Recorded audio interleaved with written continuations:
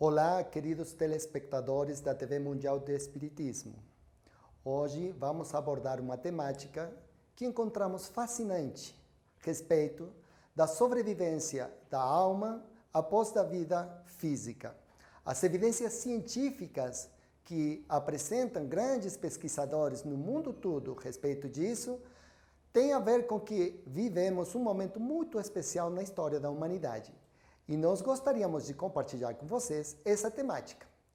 Para a abordagem séria dessa temática, precisamos fazer alguns esclarecimentos epistemológicos que consistem na abordagem de uma velha polêmica da história do conhecimento no campo da filosofia, da gnoseologia e da epistemologia, que é a polêmica entre o númeno e o fenômeno.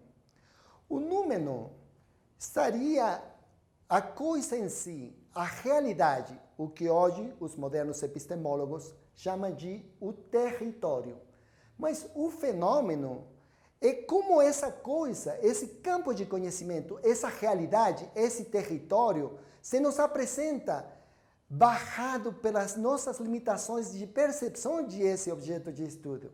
Então, seria uma representação da realidade. A coisa como se nos apresenta, o mapa desse território. Como nós colocamos aqui, o número não é igual que o fenômeno. Aí existe, aplicando aquele belo adágio italiano, traduttore traditore, quer dizer que toda tradução necessária e involuntariamente implica uma traição. Então, desde o número ao fenômeno, já existe uma tradução que vai representar também uma traição. E como se isso fosse pouco, quando nós falamos no campo científico do fenômeno, que é a representação da realidade, utilizamos a linguagem. E a linguagem se utiliza de palavras. Neste momento, eu estou tratando de traduzir, de transportar para vocês, de passar para vocês conceitos por meio da palavra. E as palavras também são representações da representação da realidade. Quer dizer, assistimos aí a uma segunda tradução que implica também uma segunda traição. Esse é muito importante que seja compreendido no campo do conhecimento científico, porque muitas vezes os científicos brigam entre eles acreditando que cada um é portador da verdade. E na realidade, eles são portadores de uma modalidade de percepção da verdade de acordo ao modelo adotado, a posição que eles adotam para o conhecimento científico. Isso é muito importante porque é um dos grandes descobrimentos da ciência contemporânea. Até não há muito tempo, a ciência acreditava que trabalhava diretamente com a realidade tal qual é. Hoje, ela é ciente de que trabalha com modelos de representação da realidade.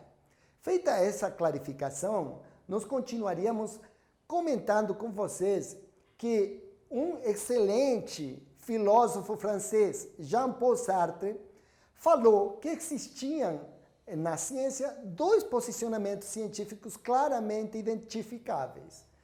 Uma posição conhecida como a posição ontológica, que fala o mundo é assim, desse ponto de vista do científico e da ciência. E uma posição metodológica que disse, desde aqui eu vejo o mundo assim, que não é o mesmo. Cada uma dessas duas posições epistemológicas da ciência tem riscos que implicam, nesse caso, o risco de acreditar que o conhecimento científico é perfeito, quando nós todos sabemos, quando estudamos as condições e características, as qualidades do conhecimento científico e da ciência, que a ciência é perfectível. E se ela é perfectível, é porque não é perfeita. Então, esse modelo, evidentemente, está equivocado quando é planejado de maneira fundamentalista e absoluta. Mas também a posição metodológica tem o risco de relativizar qualquer tipo de conhecimento. Então, nós propomos que o risco mais importante da posição ontológica é cair no dogmatismo. E nesse sentido é notável, porque quase ninguém pensa que a ciência seja dogmática, mas, na verdade, a ciência possui os seus próprios preconceitos. Infelizmente, os preconceitos da ciência são muito mais difíceis de mudar que os preconceitos do povo, porque eles acreditam ser possuidores da verdade. E a posição metodológica também tem o risco de relativizar tanto o campo do conhecimento que esse conhecimento fica totalmente subjetivizado, remontando nossa época dos sofistas, onde o homem é a medida de todas as coisas. Esse risco, tecnicamente, é conhecido como eclecticismo. Naturalmente, nós propomos, na linha dos modernos epistemólogos, uma posição intermédia que, como já foi apresentado pelos grandes líderes espirituais e científicos da humanidade, a importância do equilíbrio. E esse caminho do meio é o que é chamado, e nós apresentamos como epistemologia do pensamento crítico. Vamos ver em que consiste essa epistemologia do pensamento crítico. Quer dizer, nós podemos perceber o mundo, o objeto do conhecimento de um jeito determinado e precisamos ter elementos que apoiem, que sustentem na evidência, na pesquisa, a realidade desse conceito. Por exemplo, um grande epistemólogo, sociólogo e filósofo francês contemporâneo, que é Gilles Deleuze, ele fala o seguinte, que é muito interessante. A verdade, pelo menos para a condição humana, não consiste em saber, mas na constante movimentação entre o saber e não saber. Isso é muito bem expressado pelo nosso grande mestre da psicoterapia, o professor Hector Fiorini, quando ele falando desde uma perspectiva totalmente socrática, disse: o verdadeiro sábio não é sábio pelo que sabe, mas é sábio pelo que sabe e pelo que sabe que não sabe, que não é o mesmo. Parece um jogo de palavras, mas é muito importante que nós estejamos colocados no campo do conhecimento científico numa posição de epistemologia de pensamento crítico. Quer dizer, com a capacidade de sustentar pela pesquisa a validação do conhecimento, mas sabendo que é um modelo de representação desse campo de conhecimento, que não agota, que não cumpre com os requisitos totais de compreensão desse objeto de conhecimento. Quer dizer, por mais perfeita, por mais nobre, por mais complexa que seja a representação da realidade num campo de conhecimento, sempre esse modelo vai ser falido. Vai ter uma parte que precisa ser remodelada e essa remodelação vai acontecer no contato com a realidade tal qual é. Continuando.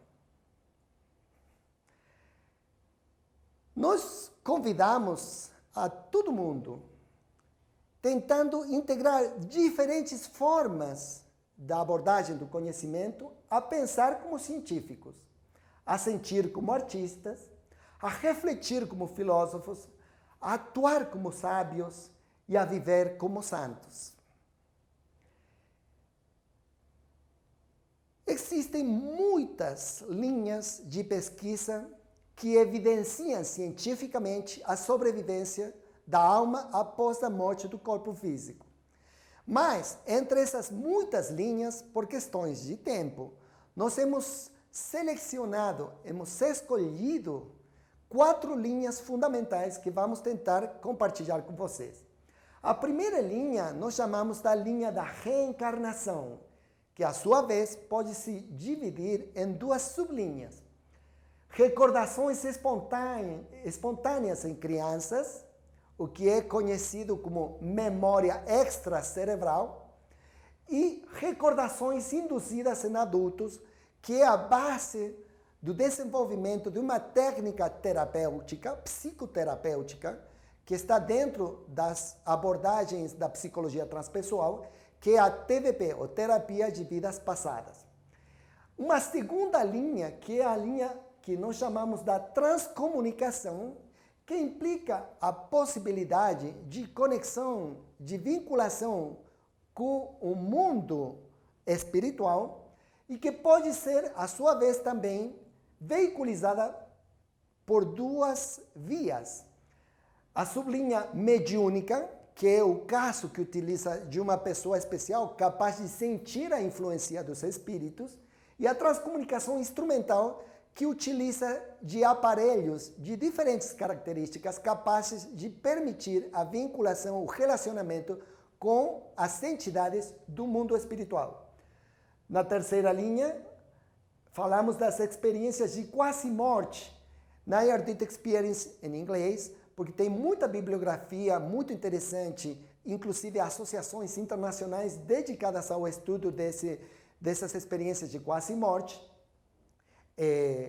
E, finalmente, as experiências fora do corpo, cujas siglas em inglês são Out of the Body Experience. Também muita bibliografia com essas siglas, por isso que apresentamos desse jeito. Vamos tentar agora abordar cada uma dessas linhas, desenvolvendo, explicando o que elas implicam. Na linha da reencarnação, tomando a primeira sublinha, que implica recordações espontâneas em crianças, as três personalidades mais importantes nesse campo de pesquisa são o professor Ramendranath Banerjee, da Índia, o Dr. Jan Stevenson, dos Estados Unidos, e o engenheiro Hernani Guimarães Andrade, daqui do Brasil. Vamos apresentar algumas características deles, as mais importantes. O Dr. Ramendranath Banerjee, ele nasceu no ano de 1931 e desencarnou no ano de 1985.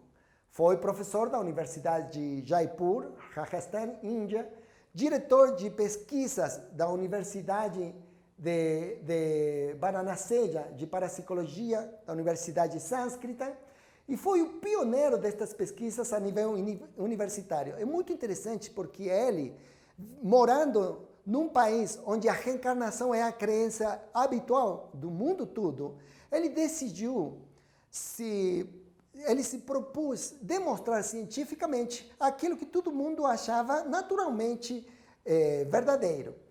E com uma equipe muito importante que ele dirigia, de psicólogos, sociólogos, linguistas e parapsicólogos, começou o seu trabalho no ano de 1953, investigando mais de 1.200 casos.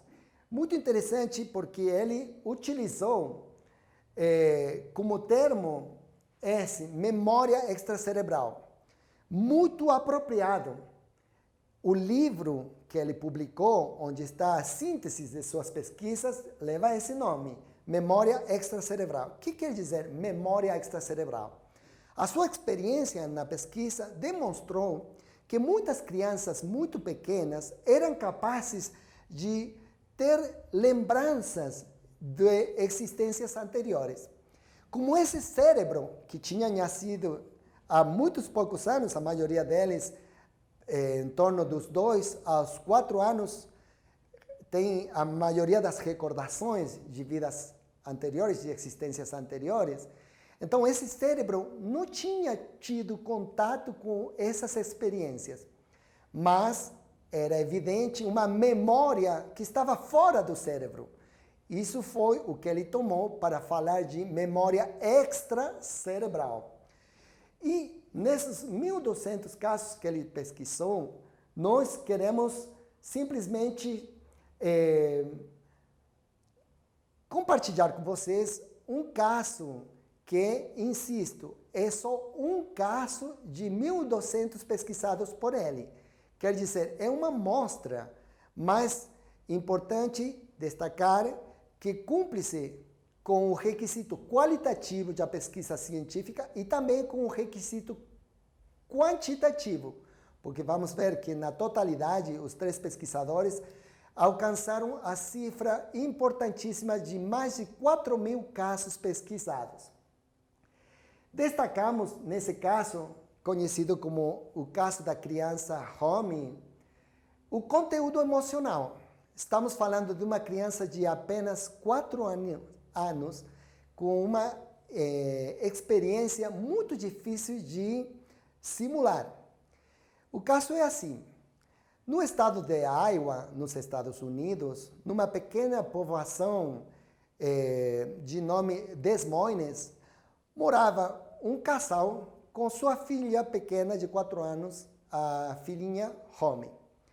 Numa ocasião, eles viajaram para Chicago e na viagem de retorno, como quem fala uma coisa sem importância, o pai da menina fala para sua mulher: por essa rodovia, por essa ruta, vai-se para uma povoação que é Charles City.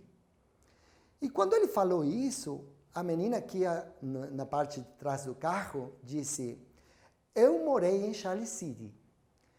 E o casal olhou-se e pensou: que estranho que essa criança está falando. E ela continuou: eu morei em Charles City, meu nome era Joe Wicker, minha mulher era Sheila Wicker, a quem eu chamava carinhosamente de Chile, meus pais eram Larry Wicker e Louis Wicker, e começou a dar uma série de dados muito significativos pela precisão, contando, por exemplo, que ele tinha morrido, quer dizer, ele tinha desencarnado num acidente de moto, conduzindo uma moto do seu tio, irmão do seu pai, que tinha emprestado para ele. Contou que tinha dois filhos com Sheila, contou um detalhe muito interessante, de que a sua mãe daquela encarnação, numa oportunidade, cozinhando para ele, derramou óleo fervente na sua coxa e ficou com uma cicatriz importante, significativa. E a criança deu assim uma quantidade de dados que eles ficaram impressionados. Quando chegaram à sua casa, em Des Moines, muitas pessoas dirão, por acaso, eu digo causalmente, estavam passando na TV uma entrevista realizada para o professor Banerjee.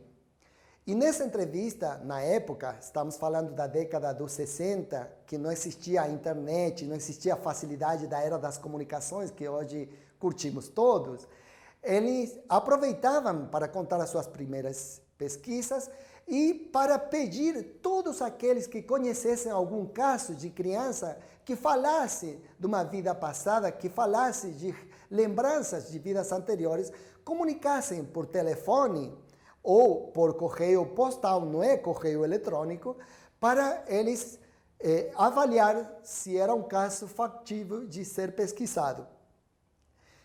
Eles aproveitaram e ligaram para o telefone do professor Banerjee na Índia e se fez a primeira avaliação telefônica para determinar se o caso merecia ser pesquisado. Evidentemente, as condições eram muito interessantes e o professor Banerjee disse para eles que o caso reunia as condições necessárias para ser pesquisado.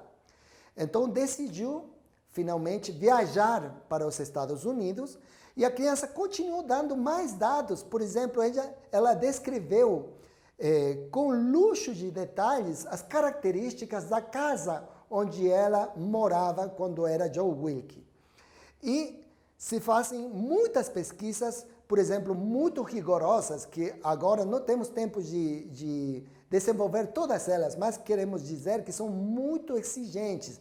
Por exemplo, se a criança nasceu com fórceps, se a criança tem algum rasgo psicopatológico, se a mãe tem rasgos psicopatológicos, se foi utilizado anestésico, psicofármacos, imediatamente o caso é descartado para não contaminar a amostra. Quer dizer, é muito rigoroso, se aplicam testes psicométricos e testes de personalidade para a criança, para os outros integrantes da família, constatando a saúde mental de todos os participantes para recém continuar com a pesquisa. Foi feito isso pelo professor Banerjee e uma vez concluída a saúde mental de não só da menina Homie, mas também dos seus pais, avaliou-se a possibilidade de continuar com a pesquisa. E depois do registro de todos os dados, chegou o momento da verificação. E foi muito interessante, porque aí temos as confirmações. Aconteceu que eles foram de carro para Charles City, iam o pai, a mãe da menina Homi e atrás a menina Homi e o professor Ramendranath Banerjee. E a menina lembrava muitas coisas, lembrava as características da casa, mas não lembrava o endereço. Então, quando chegaram a Charles City, o primeiro que fizeram foi procurar um diretório telefônico.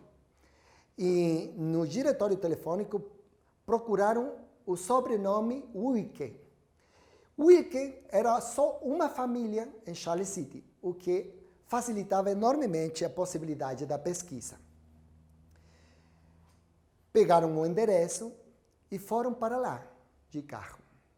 No caminho, a menina Homi falou para seu pai: pai, por favor, pare, pai. Eu quero fazer um presente para minha outra mamãe. Estava na frente de uma floristeria. E a menina escolheu um ramo de flores azuis, cuidadosamente enfeitadas, e como já tinham o endereço, o pai da menina Homi pagou para que o florista levasse o ramo de flores para esse endereço. Continuaram o caminho, e ao chegar à casa, que ficava como a única casa de sobrenome Wilke na cidade, no povo de Charles City, a primeira confirmação objetiva, porque a criança foi para a frente da casa e, em vez de bater na porta, que todo mundo via e que podia pensar que era a única porta para o ingresso à morada, ela foi para o costado e bateu na porta, que depois foi confirmado que era a porta que utilizava a família para entrar e sair da casa. E que, de fora, alguém que não conhecesse a vivenda não percebia que existia. Foram atendidos por uma velhinha que, abrindo a porta, perguntou o que desejavam, porque estavam aí. E quando o professor e o pai da menina Homi tentaram explicar para a velhinha qual era o motivo da visita, a velhinha ficou muito constrangida e, quase de mau jeito, disse para eles: como se atrevem a perturbar a memória do meu filho morto? E fechou a porta na frente deles, muito molesta. Então eles saíram para fora, tentaram pensar uma estratégia para conseguir falar com a velhinha, foram pelo povo tratando de encontrar a forma mais adequada e, sem encontrar uma forma melhor, finalmente decidiram insistir. E quando voltaram, foi muito interessante, novamente batendo na porta, e nesse momento abriu a velhinha. E agora ela tinha os olhos úmidos, cheios de lágrimas, falando para eles: como souberam que eu adorava as flores azuis? O último presente que eu recebi de meu filho morto, John Wilke, foi um ramo de violetas africanas como essas. Então a velhinha abriu a porta e eles entraram e sistematicamente demonstraram, confirmaram a veracidade dos dados fornecidos pela criança de apenas 4 anos, que nunca tinha tido nessa encarnação em Charles City. Nem sua família tinha nenhum tipo de relação com a cidade, com o povo. Foi muito interessante, porque uma a uma foram verificadas as informações. Efetivamente, a senhora, a velhinha, era Louis Wilke, seu marido era Larry Wilke, ela tinha tido um filho de nome Joe Wilke, sua nora era Sheila Wilke e, naturalmente, só era chamada Shirley pelo seu marido. Eles tinham tido 2 filhos. Ela, quando foi informada do que disse a menina Romy a respeito do acidente doméstico, cozinhando, onde o óleo fervente caiu na coxa, ela levantou a saia e mostrou exatamente no lugar assinalado pela menina uma cicatriz referida ao acidente de cozinha. E um fato muito interessante.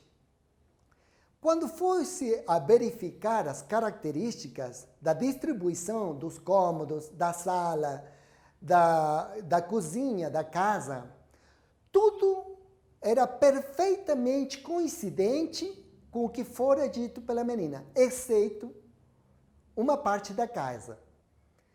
Então, o professor Banerjee, olhando esse desenho que já tinha feito com as diretrizes da menina, foi para a velhinha e perguntou: olha, ela disse que isto era assim, coincide quase totalmente, exceto nesse local. E a velhinha, sorrindo, falou para eles: naturalmente, essa parte da casa foi refacionada, foi modificada, remodelada depois da morte do meu filho, e ele não tinha condições de saber dessa modificação. Por isso é que o que ele descreve, o que a menina descreve, é como era a casa antes da remodelação, essa parte da casa. Foi muito interessante, porque a verificação objetiva, quer dizer, cumprimentando os requerimentos da epistemologia de pensamento crítico para o conhecimento científico, se completava de maneira absolutamente indiscutível. E, para concluir a pesquisa, o professor Banerjee pediu para a velhinha o álbum de fotos da família e escolheu de propósito uma foto onde estava um casal jovem de raça ária, de olhos azuis, que já foram informados pela velhinha quem eram, Joe Wilke, Sheila Wilke, e 4 crianças da mesma idade e das mesmas condições raciais. Quem não conhecesse não poderia diferenciar a nenhuma delas respeito do parentesco possível entre elas. E de propósito, ele colocou a foto na frente da menina Romy e perguntou: quem são?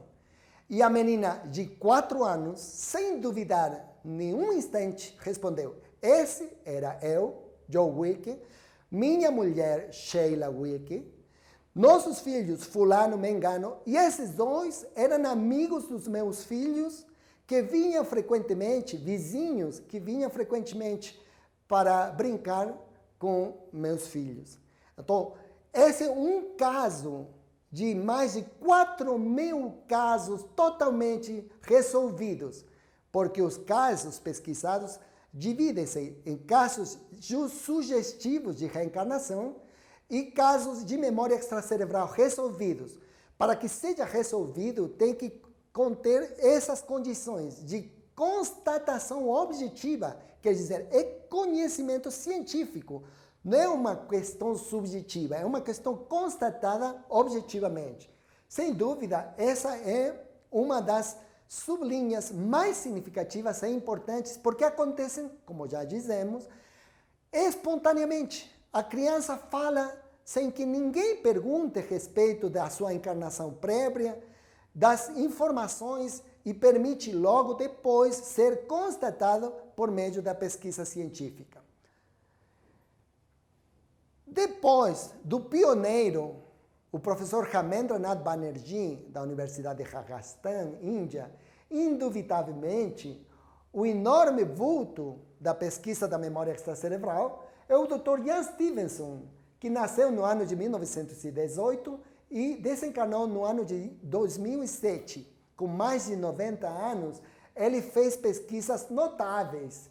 Ele era o chefe da Cátedra de Neuropsiquiatria da Universidade de Virgínia, nos Estados Unidos, na Faculdade de Medicina.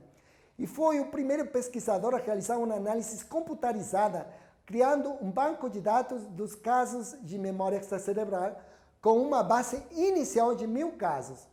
Atualmente são mais de 2.600 casos investigados.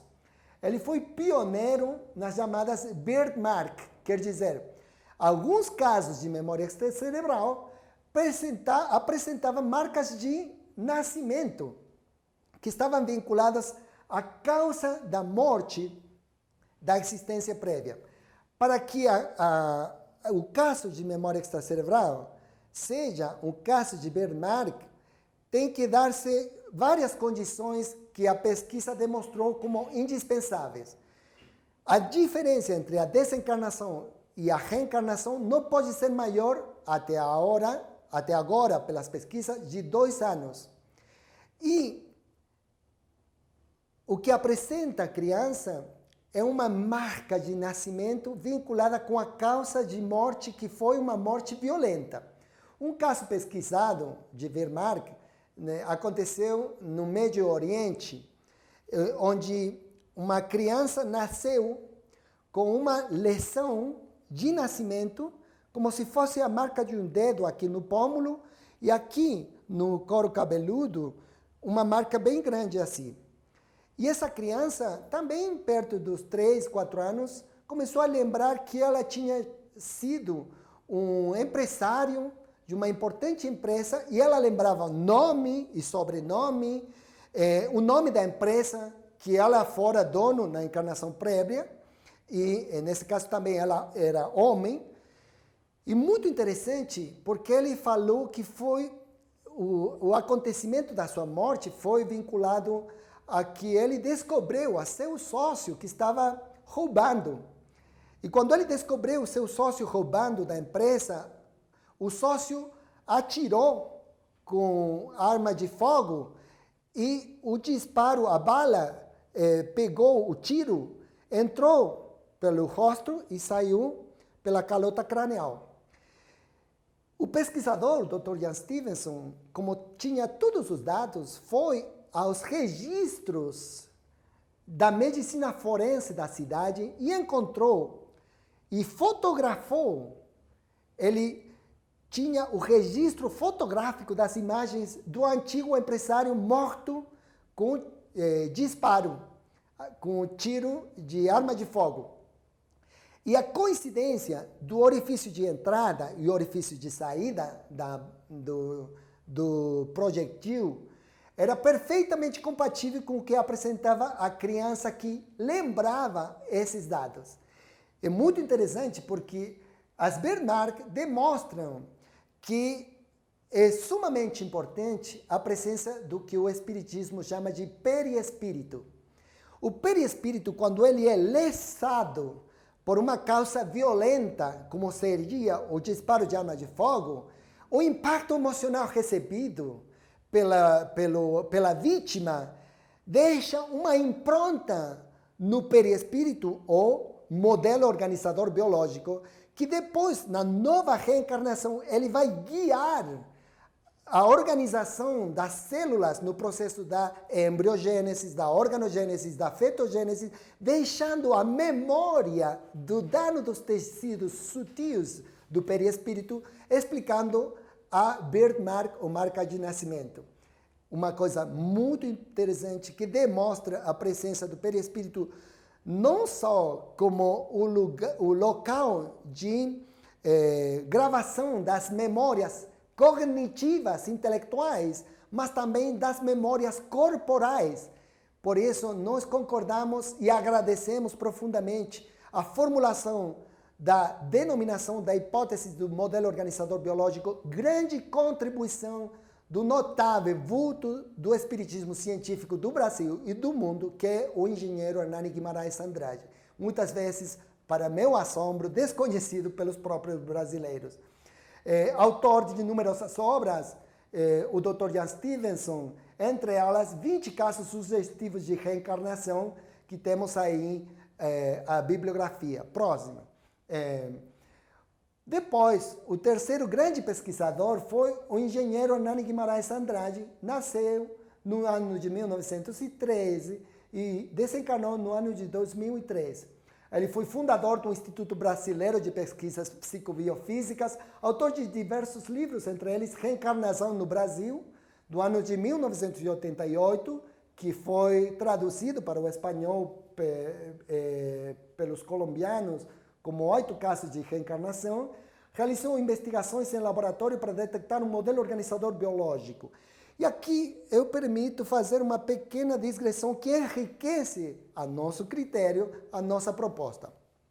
Nós estamos acostumados, em ocasiões, a perceber que o mundo espiritual, por bondade de Deus e com a licença do nosso Senhor Jesus Cristo, muitas vezes nos traz conhecimentos que ainda a ciência oficial não atingiu. Por exemplo, como aconteceu com as funções da glândula pineal fornecidas por André Luiz, muito antes de que a ciência confirmasse a importância da sua participação na sexualidade, na mediunidade. Mas aqui acontece uma coisa muito curiosa que eu quero chamar a atenção para todos os telespectadores, especialmente os telespectadores espíritas. O modelo organizador biológico foi proposto pelo engenheiro Hernani Guimarães Andrade como encarnado. E muito interessante é verificar que a bibliografia espírita mediúnica veio posteriormente a consolidar e reafirmar o acerto do engenheiro Hernani Guimarães Andrade da denominação de modelo organizador biológico, porque o modelo organizador biológico permitiu operacionalizar para a ciência o conceito do perispírito.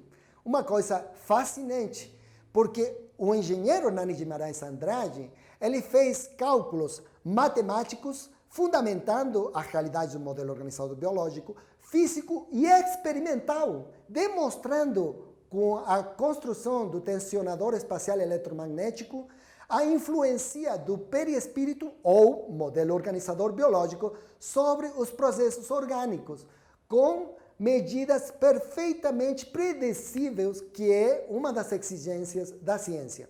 É muito interessante, porque o Dr. Harold Saxton Burr, que descreveu os campos de vida Life Field, o campus eletrodinâmicos da Universidade dos Estados Unidos, ele foi nessa linha de pesquisa, se aproximando ao modelo organizador biológico, professor de anatomia na Escola de Medicina da Universidade de Yale, autor do livro Programa para a Imortalidade. É muito interessante, criador do termo campos de vida Life Fields, porque ele levou adiante uma pesquisa que está perfeitamente compatível com as pesquisas do engenheiro Hernani Guimarães Andrade. Rupert Sheldrake, notável biólogo inglês, candidato a Prêmio Nobel de Biologia por a publicação do livro The New Science of Life, a nova ciência da vida, ele apresenta hipóteses dos campos morfogenéticos e da causalidade mórfica.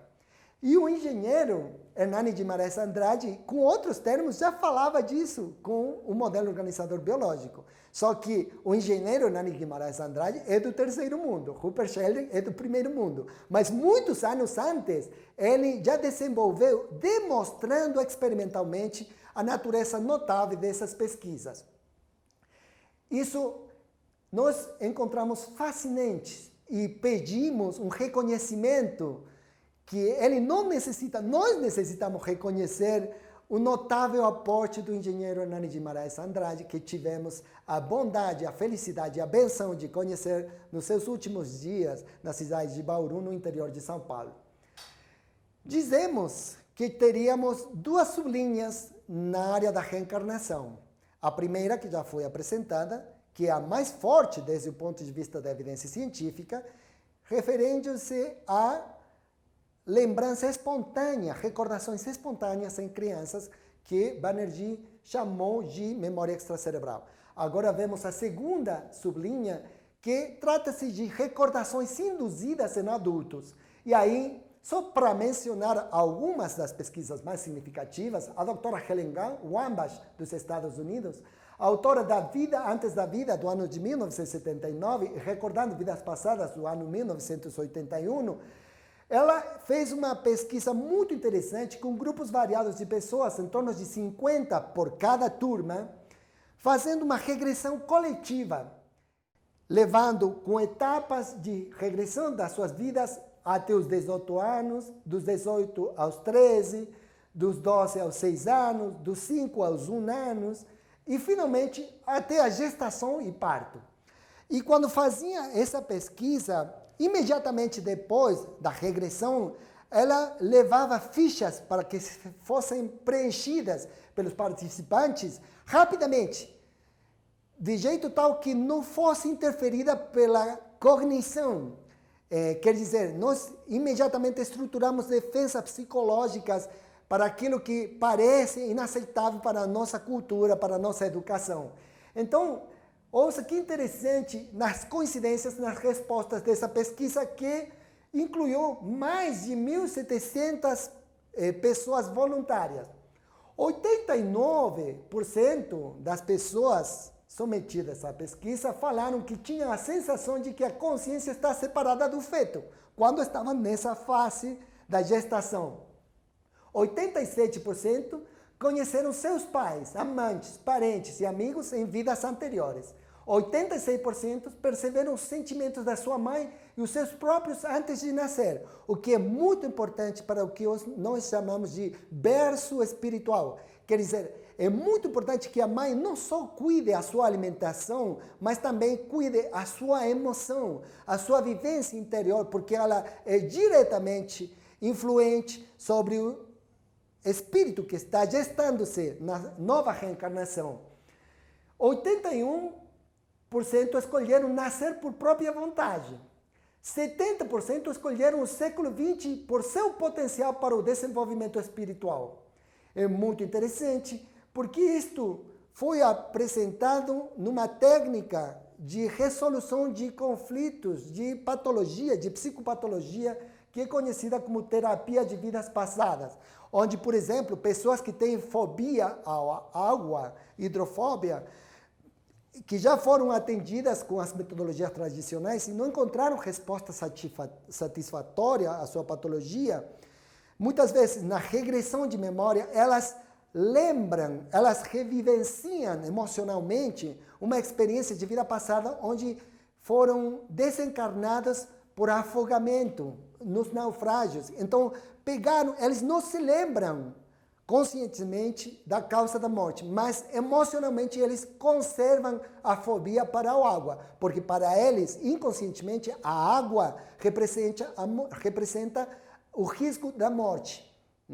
Então, feito esse trabalho, as pessoas conseguem muitas vezes superar a fobia e continuar com a sua vida de uma maneira saudável.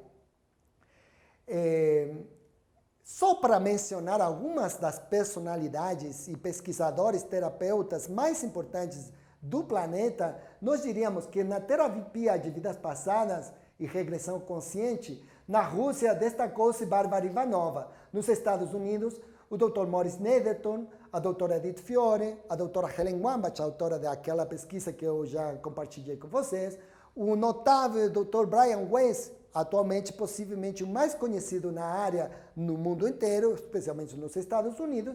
E aqui me permito fazer um destaque da doutora Maria Júlia Prieto Pérez do Brasil, que foi quem trouxe a metodologia, a técnica da terapia de vidas passadas para a Latinoamérica. Nós tivemos a sorte e a benção de ser formados por ela nos finais da década de 80, em Buenos Aires, quando ela viajava para nos formar na turma durante vários anos. E ela é atualmente a diretora e fundadora do INTRVP, Instituto Nacional de Terapia Regressiva a Vivências Passadas, que está na cidade de São Paulo e que constitui um dos maiores centros de pesquisa e de atendimento clínico com a metodologia da terapia de vidas passadas, criando a sua própria técnica, que é conhecida como a técnica mixta ou a técnica Prieto Pérez.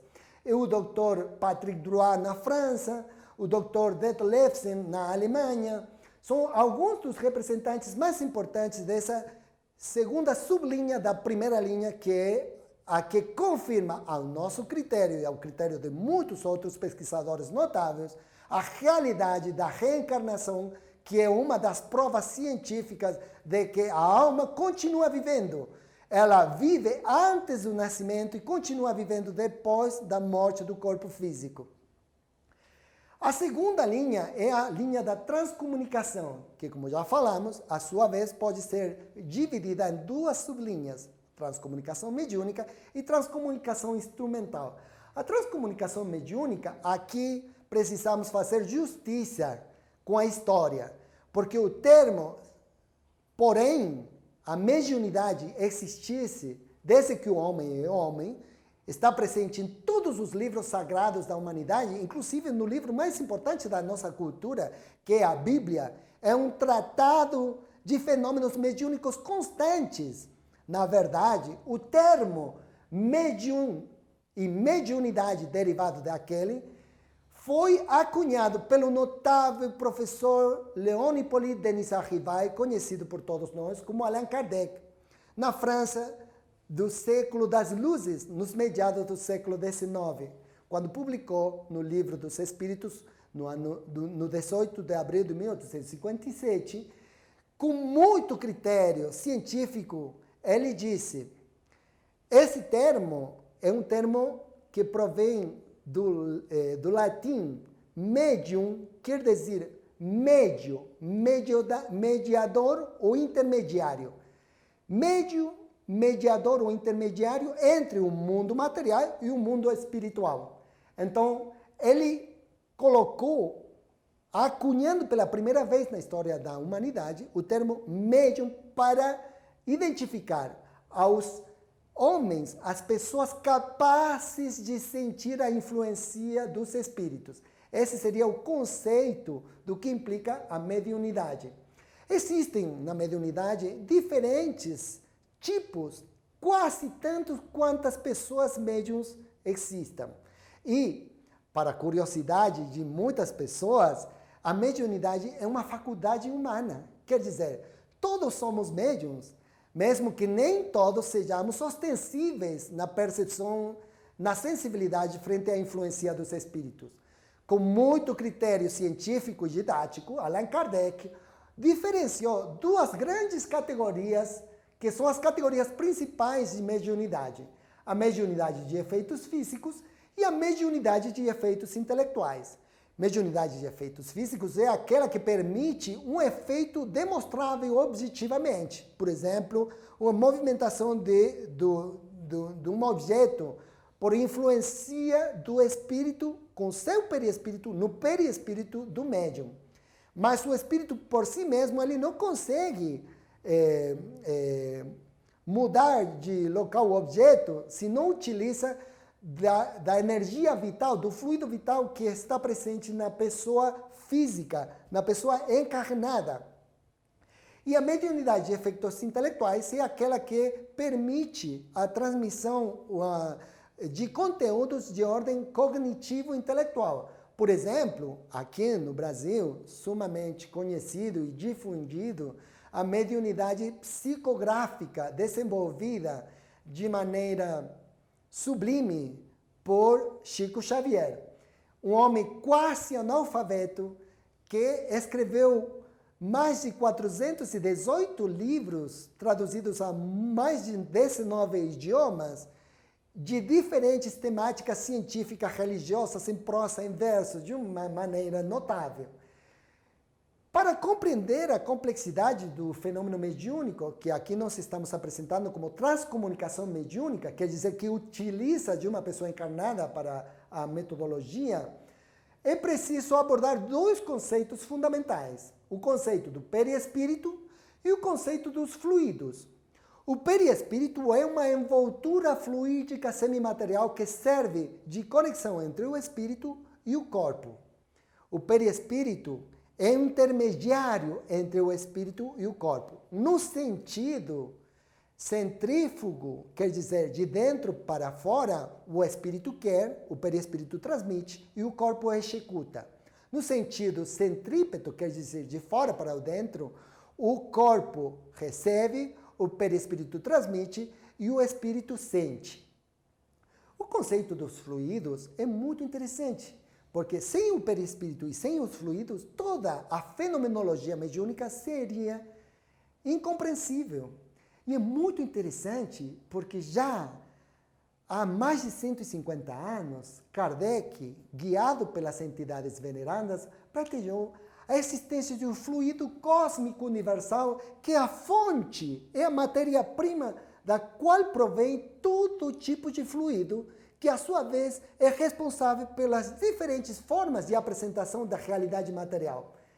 Então é muito interessante porque os fluidos podem apresentar-se de um jeito ponderável, então teremos a matéria física, hoje estudada pela física principalmente e outras ciências derivadas da física, e o fluido apresenta-se também de um jeito imponderável e constituiria nesse ponto o mundo espiritual. E aqui precisamos destacar uma coisa muito interessante. Nós, quando fomos crianças, recebemos uma educação que hoje está totalmente superada.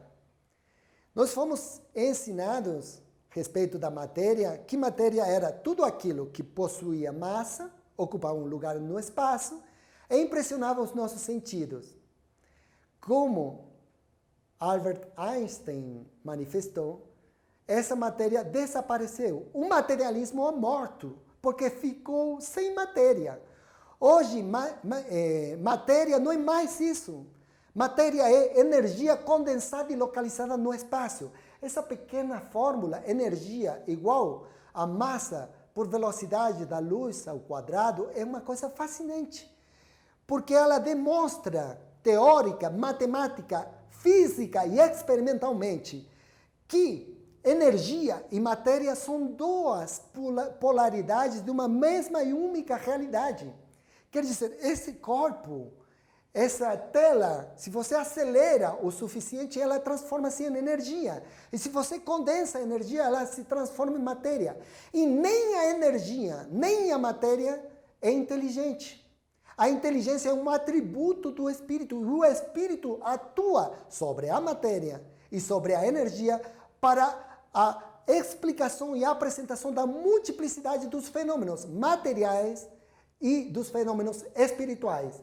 Atualmente, a física quântica relativista, a mais moderna e contemporânea visão da física da realidade, afirma, com a teoria das supercordas, que há uma representação da realidade que seria a equivalência contemporânea da teoria do fluido cósmico universal de Kardec, 150 anos depois.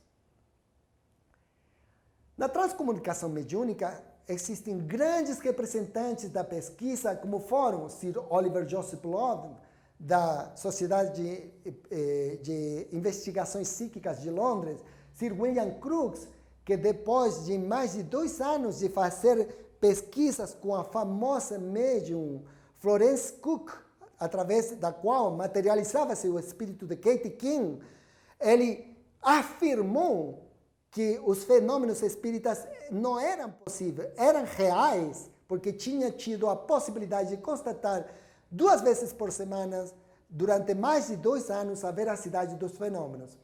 Também um notável pensador inglês, Arthur Russell Wallace, que desenvolvesse uma teoria evolutiva semelhante à teoria de Darwin, mas que integrava a espiritualidade, foram convictos pesquisadores da realidade dos fenômenos espirituais. Frederick Myers, que foi representante da Sociedade de Investigações Psíquicas dos Estados Unidos, Alexander Aksakov, na Rússia, o notável César Lombroso, que foi o pai da moderna criminalística, que depois de ele negar os fenômenos mediúnicos, tendo a possibilidade por meio da médium de conectar-se, de ter uma conversa com a sua mãe, ele ficou totalmente tocado emocionalmente e passou a ser um dos principais divulgadores do novo espiritualismo, que era o espiritismo. Ernesto Bozano, também autor de notáveis pesquisas no que viram na hora da morte. O notável francês prêmio Nobel de Medicina, Charles Richet, autor da Metapsíquica, que depois de 20 anos de pesquisas conclui com a veracidade dos fenômenos espirituais. Quem formulou e acunhou o termo ectoplasma, hoje utilizado nos médios espíritas e não espíritas, o notável Gerrit Noxin e Solner, todos eles foram, vamos dizer assim, autores de disciplinas que poderíamos dizer foram filhos tardios do Espiritismo, como é a Sociedade de Investigações Psíquicas de Londres, a Americana, a Psicofísica de Sherin Noxing, a Física Transcendental de Zollner, e tantas outras como a Psicotrônica dos Países da Europa do Oeste, a Moderna Parapsicologia de Joseph Van Rijn, inclusive a Psicologia Transpessoal, que foi fundada por Anthony Sutic, Abraham Maslow, Stanislas Grof, e que ela apresenta academicamente a importância dos fenômenos espirituais dentro do psiquismo humano. A transcomunicação mediúnica, depois de todos esses grandes vultos que apresentamos, sem dúvida tem um hito de confirmação científica no livro A Vida Triunfa, do ano de 1974, que foi uma pesquisa liderada pelo Dr. Paulo Rossi Severino e a equipe da AME, a Associação Médico Espírita de São Paulo. Essa mostra fez uma investigação sobre mensagens psicografiadas por Chico Xavier, analisando 45 casos, mais de 70 anos de mediunidade de Chico Xavier nas sextas e nos sábados, e nunca ninguém falou que ele tinha dito ou tinha escrito uma mensagem falsa. Nunca. 70 anos, mais de 70 anos de mediunidade ininterrupta. Quer dizer, aí pode-se demonstrar cientificamente, com análise de casos, a veracidade da mensagem, da faculdade mediúnica exercida de uma maneira apostólica, poderíamos dizer, pelo mediunato, pela missão mediunata de Chico Xavier, nosso querido Francisco Cândido de Paula Xavier. Dizíamos que teríamos também uma segunda sublinha dentro da segunda linha, que é a da transcomunicação instrumental. É um fato muito curioso, porque foi uma nova denominação que surgiu na Europa e nos Estados Unidos para referir-se a comunicações dos espíritos por meio de instrumentos eletrônicos. Começou com gravadores, depois continuou com rádio, TV, telefones e computadores. E é muito interessante que aconteceu inicialmente de um jeito casual, diria quem não conhece a planificação da realidade espiritual. Bem sabemos nós que o fato aconteceu causalmente por decisão do mundo espiritual superior. Interessante destacar que na década do 20, já o maior inventor que a humanidade conheceu, tem mais de 1.700 inventos patentados, Thomas Alva Edison, dos Estados Unidos, tentou desenvolver um aparelho capaz de permitir a comunicação com o mundo espiritual. E esse é um dado significativo que depois vamos a cumprimentar mais adiante na apresentação. Mas Fredrik Jürgensen, no ano de 1959, no Estocolmo, na Suécia, o 12 de junho de 1959, foi protagonista de um fato singular. Ele dedicava-se a gravar sons da natureza para musicalizar os documentários, como aqueles que vocês conhecem das cadeias de televisão que dedicam-se à natureza. E Fredrik Jürgensen procurou uma zona da campinha nas aforas de Estocolmo, na Suécia, e assegurou-se que naquela região não tinha ninguém, nenhuma pessoa morando nem passando por aí. E deixou o gravador, uma fita magnetofônica normal, gravando o som dos pássaros. Ao dia seguinte, ele procurou o gravador e, ouvindo os sons, encontrou conversas humanas. E ele pensou, naturalmente, teriam que ter passado por alguma questão que ele não conseguia explicar, pessoas perto do gravador. Então, o gravador registrou as vozes. Mas ele informou-se detalhadamente que naquela região não tinha pessoas que moravam lá. Foi quase confirmado que era impossível que passassem pessoas. Então, ele decidiu repetir a experiência. E na repetição da experiência, encontrou algo muito mais surpreendente. Não só tinha gravação de vozes humanas, mas as vozes falaram para ele que eram espíritos que estavam tentando se comunicar com ele, aproveitando a oportunidade que apresentava a fita magnetofônica. Então, ele começou uma série de gravações que, depois de 6 anos, no ano de 1964, permitiu que ele publicasse Vozes do Universo. E muito interessante, porque por todos os serviços prestados ao Vaticano, ele, Friedrich Jürgenson, que não era católico, ele era protestante, recebeu do Papa Paulo VI uma condecoração no ano de 1969 com a Cruz do Comendador da Ordem de São Gregório Magno, pela contribuição que ele fez para a comprovação de um dos princípios apresentados pela Igreja Católica, que é a continuidade da vida após a morte do corpo físico. Muito interessante esse dado, porque ele foi condecorado pelo Papa.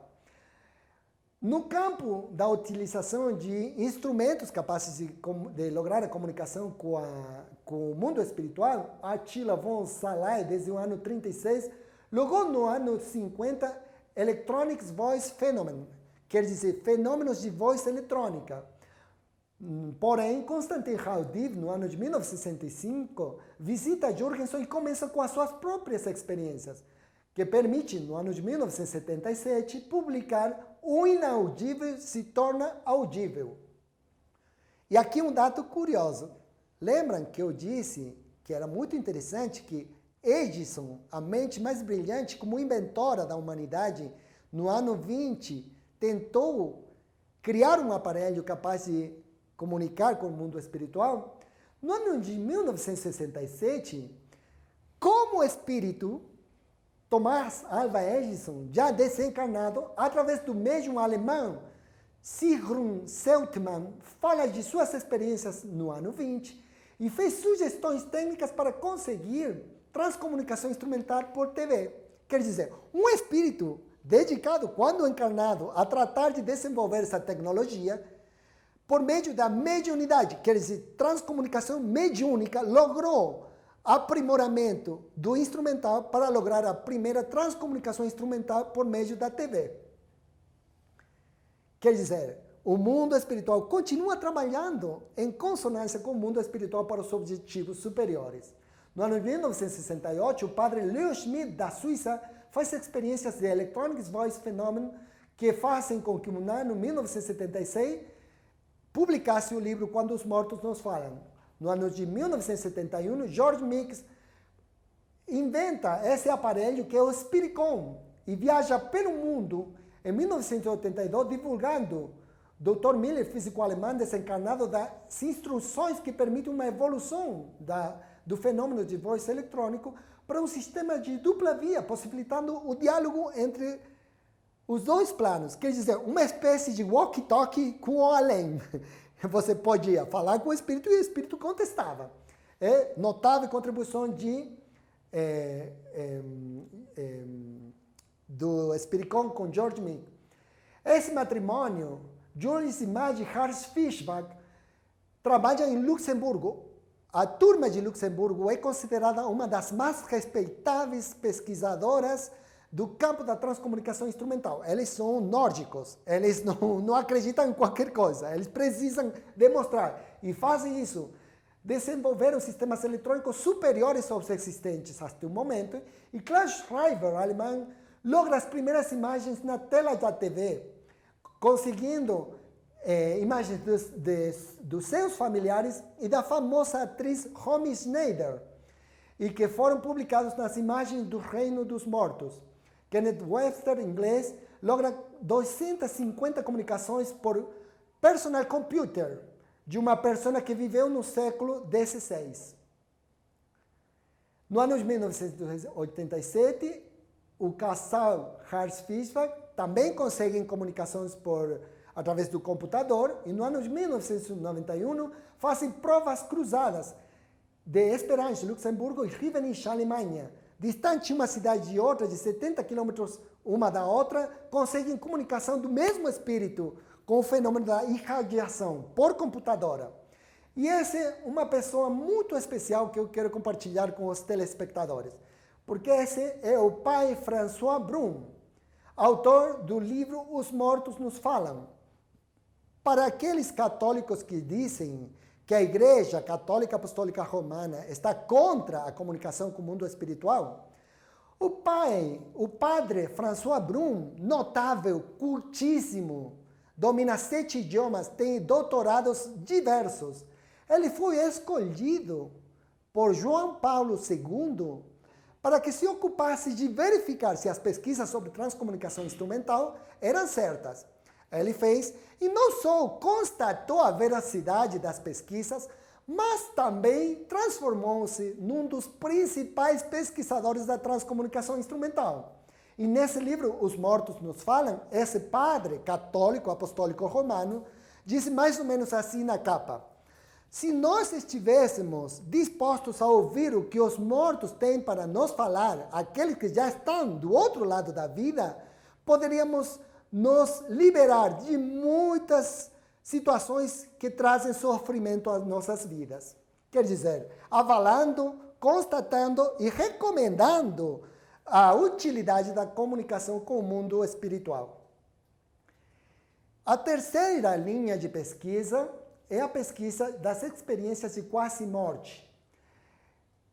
É importante para aqueles que fazem a crítica sobre essa experiência de quase morte como uma coisa que agora está de moda, que ficou fashion por causa da comunicação, da era das comunicações. Então todo mundo ouve disso, contagia e fala das experiências de quase morte. Gente, o mito de Hermes está escrito há mais de 2.400 anos no livro da República por Platão, onde ele relata, numa batalha realizada pelo povo grego, uma situação em que se demonstra a realidade da experiência de quase morte naquela época já. Porque quando concluiu a batalha e foram a recolher os cadáveres, acreditando que Hermes estava morto, desencarnado, foi levado para a pira, onde ia ser queimado, e ele depois acordou. E quando acordou, contou para todo mundo, está relatado, todo mundo pode constatar nesse livro fantástico que é a República, de Platão. Ele descreve uma experiência de quase morte com quase todos os detalhes que já são identificados 14 como constatados nas experiências de quase morte. Um notável psiquiatra suíço, Carl Gustav Jung, o mais brilhante dos discípulos de Freud, que criou uma nova disciplina, uma nova linha psicológica conhecida como psicologia junguiana ou psicologia analítica, no seu livro Memórias, Sonhos e Pensamentos, relata uma experiência de quase morte que ele experimentou quando sofreu um infarto à idade de 69 anos, muito interessante, que agora não temos tempo de desenvolver. O Dr. Raymond Moody Jr., autor de Vida Depois da Vida e Reflexões da Vida Depois da Vida, tivemos a sorte de conhecer no Hotel Bowen, em Buenos Aires, quando foi editar um seminário, e ele teve a virtude de sacar a temática do campo restrito das intimidades para o campo da divulgação social, que depois permitiu que um grande pesquisador, a quem consideramos o verdadeiro pioneiro da pesquisa científica das experiências de quase morte, o Dr. Michael Sambon, considerado um dos melhores cardiologistas do mundo, cardiologista texano, que encontramos no livro Os que Voltaram do Além, de Patrice Van Hersen, uma história fascinante a respeito do Dr. Michael Sambon. Ele era protestante, mais por costume que por convicção, e considerado um dos maiores cardiólogos do mundo. Numa ocasião, assistindo ao templo protestante onde ele ia, uma assistente social, Sarah Kretzinger, apresentou o livro do Dr. Raymond Moody e disse que, de acordo a essas pesquisas, era quase indiscutível que o espírito desprendia-se do corpo físico nos casos de morte clínica e permitia perceber muitas coisas que demonstravam a realidade do espírito além da matéria. E o Dr. Michael Sambon, que encontrava-se presente no templo, recebeu de parte da trabalhadora social o convite. Ele dirigia um dos maiores centros de reanimação cardiovascular do mundo. E ele, para seu interior, pensava, isso é uma fantasia. Eu faço reanimações constantemente e nunca vi, nem teve oportunidade de constatar isso. Mas, como ele era honesto, comprometeu-se com a trabalhadora social para acrescentar uma questão a mais na sua avaliação regular dos seus pacientes. E ele conta que, no primeiro caso da segunda, quando ele vai trabalhar, era o caso ideal. Uma mulher de raça negra, de mais de 40 anos, que tinha tido, ouçam bem, 10 paros cardiorrespiratórios, todos assistidos pelo Dr. Michael Seibel. Então, era o caso ideal, onde ele seguramente ia constatar a falsidade dessas afirmações. Ele fez as perguntas de rotina e, no final, acrescentou aquela pergunta. Quando você esteve no paro cardiorrespiratório, sentiu alguma coisa, percebeu alguma coisa? E ele disse que a mulher ficou por uns instantes intermináveis em completo silêncio. E depois de refletir, olhou para ele e disse, se o doutor promete que não vai me internar e não vai me fazer uma consulta com psiquiatra, eu conto o que eu percebi. E o Dr. Michael Seibel disse que se uma cobra tivesse mordido o seu pé, ele não pegava o pulo que pegou na frente da sua paciente, que ele acreditava conhecer como a palma da sua mão. E ela descreveu uma experiência de quase morte que depois ele logrou constatar em muitos casos mais. Começando aí a verdadeira pesquisa científica entre os casos de experiências de quase morte liderada pelo Dr. Michael Seibel. A doutora Elizabeth Kubler-Ross, autora sobre a morte e a morir, a morte e um amanhecer, uma luz que se apaga, as voltas da vida, etc., é uma representante notável no mundo todo dos fenômenos que estão vinculados ao procedimento da desencarnação, que é o procedimento que liberta o espírito da cárcere que representa o corpo físico. Finalmente, a quarta linha de pesquisas, Out of the Body Experience, experiências fora de corpo, involucram esse grande representante da área, Robert A. Monroe, engenheiro de som de Nova York, nos Estados Unidos, foi quem teve espontaneamente experiências que permitiam que fizesse viagens fora do seu corpo.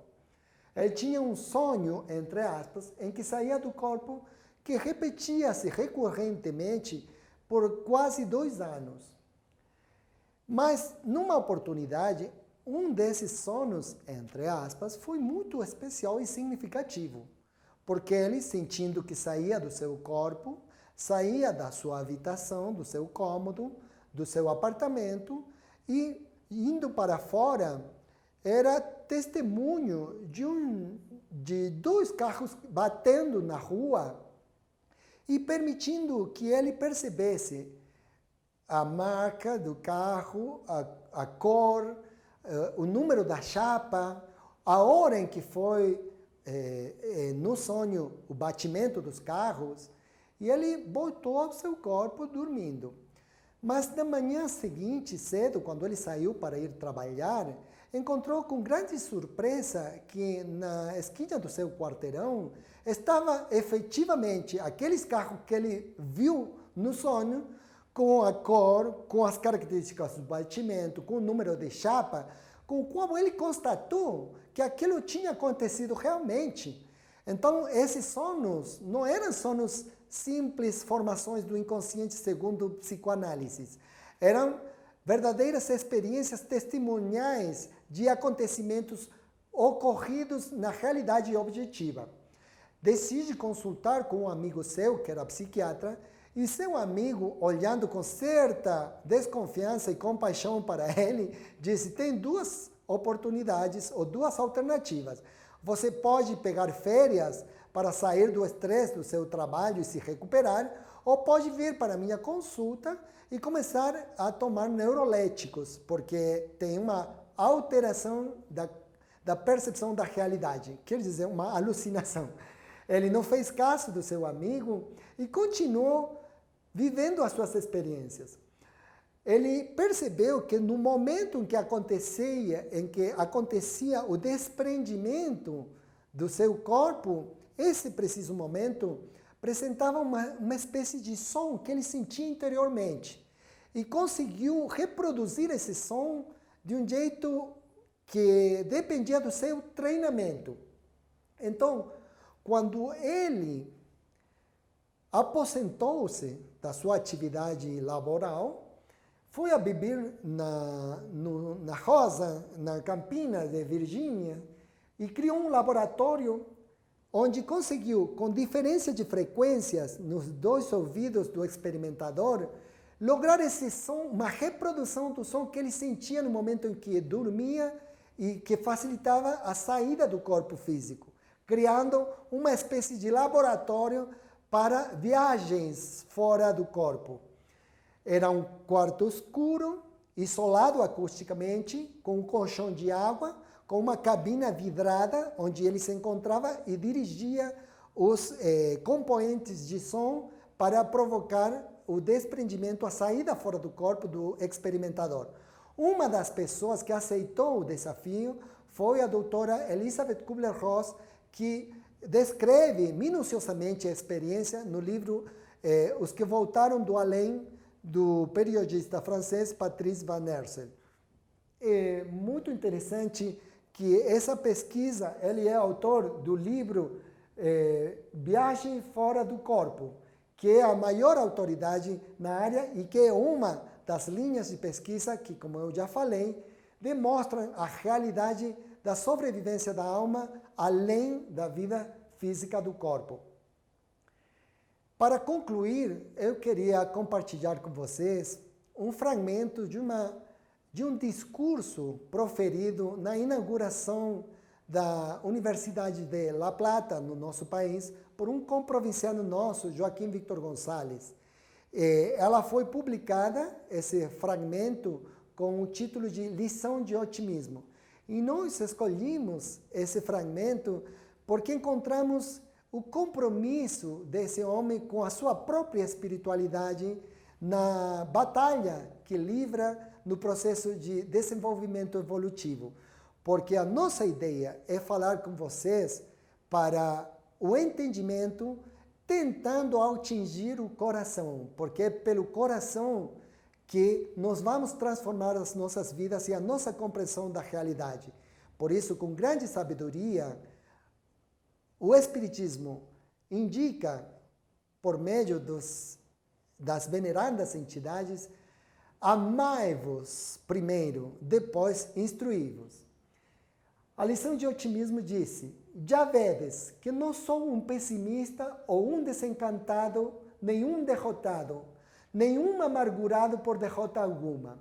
A mim ninguém derrotou, e mesmo que houvera sido, a derrota só haveria conseguido fazer-me mais forte, mais otimista, mais idealista, porque os únicos derrotados neste mundo são os que não creem em nada, os que não concebem um ideal, os que não veem outro caminho senão o de sua casa ao seu negócio e se desesperam renegando a si mesmos, a sua pátria e ao seu Deus, se o têm, cada vez que saem mal em algum cálculo financeiro ou político da matemática do seu egoísmo.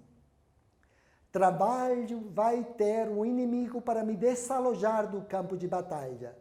O território de minha estratégia é infinito e posso fatigar, desconcertar, desarmar e aniquilar o adversário, obrigando-o a percorrer distâncias imensuráveis, a combater sem comer nem beber, nem alimentar a vida inteira, e quando se acabe a terra, a cavalgar pelos ares sobre corcéis alados, se quiser me perseguir pelos campos da imaginação e do sonho. E depois, o inimigo não pode renovar sua gente pela força ou pelo interesse, que não resiste muito tempo. E então, ou fica só, ou passa ao amor. E é minha conquista e se rende com armas e mochilas a meu exército invisível e invencível. Pela sua atenção, queridos telespectadores, muito obrigado.